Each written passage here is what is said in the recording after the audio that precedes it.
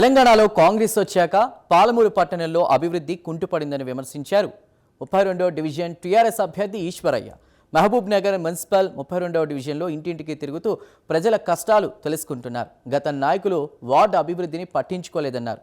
తనను గెలిపిస్తే వార్డు అభివృద్ధికి శక్తి వంచన లేకుండా కూడా కృషి చేస్తానని హామీ ఇచ్చారు. ప్రధానంగా వార్డులో ఉన్నటువంటి అండర్ డ్రైనేజ్, సీసీ రోడ్లు, వాకింగ్ ట్రాక్, తాగునీటి వసతి సౌకర్యాలు కల్పిస్తామని భరోసా ఇచ్చారు. కారు గుర్తుకు ఓటు వేసి అత్యధిక మెజార్టీ ఇచ్చి ఆశీర్వదించాలని కోరారు ఈశ్వరయ్య. మన అభ్యర్థి ఈశ్వర్ గారు ఇలా మామూలు గెలిస్తే ఖచ్చితంగా అభివృద్ధి జరుగుతుంది. ముఖ్యమంత్రి నిలదీస్తారు, మైనర్ కాలు పెట్టకుండా ఇవన్నీ అయిన ద్వారా ఉన్నామని చెప్పి అడ్డం పడతారు. 2 నెలల్లో మళ్ళీ బీఆర్ఎస్ గవర్నమెంట్ వస్తుంది, మళ్ళీ మేము వస్తాం. కేసీఆర్ ముఖ్యమంత్రి అయితే మేము గవర్నమెంట్ ఉంటాం, మళ్ళీ మేము మీకు అన్ని పనులు చేస్తాం.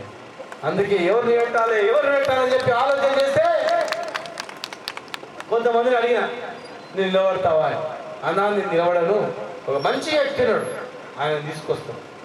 అందరు కలిసి ఎవరైనా మంచి వ్యక్తి చెప్పరాదు, నాకు నిలబడలు ఎవరుతారని చెప్పి తీసుకొని వచ్చాను.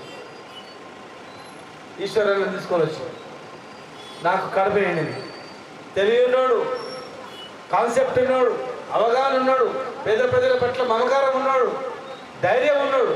కొందరు అర్ధరాత్రి ఆపద వస్తే భయపడకుండా కట్టె పట్టుకొని నేను ఉన్నపా అని చెప్పి బండి ఎక్కించుకొని హాస్పిటల్ తీసుకుపోయి బాగు చేసేటోడు రావాల. బయట అయితే తలుపు గడేసుకొని అమ్మ ఏమవుతుందో అని చెప్పి ఇంట్లో ఉన్నటోడు కావాలన్నా ఆలోచిస్తాను. ఇట్లయితే మీకు అన్ని విధాలుగా మంచిగా ఉంటుంది కనుక మన ఈశ్వరన్న చాలా మంచివాడు. ఈయన గురించి అందరు ఎవరు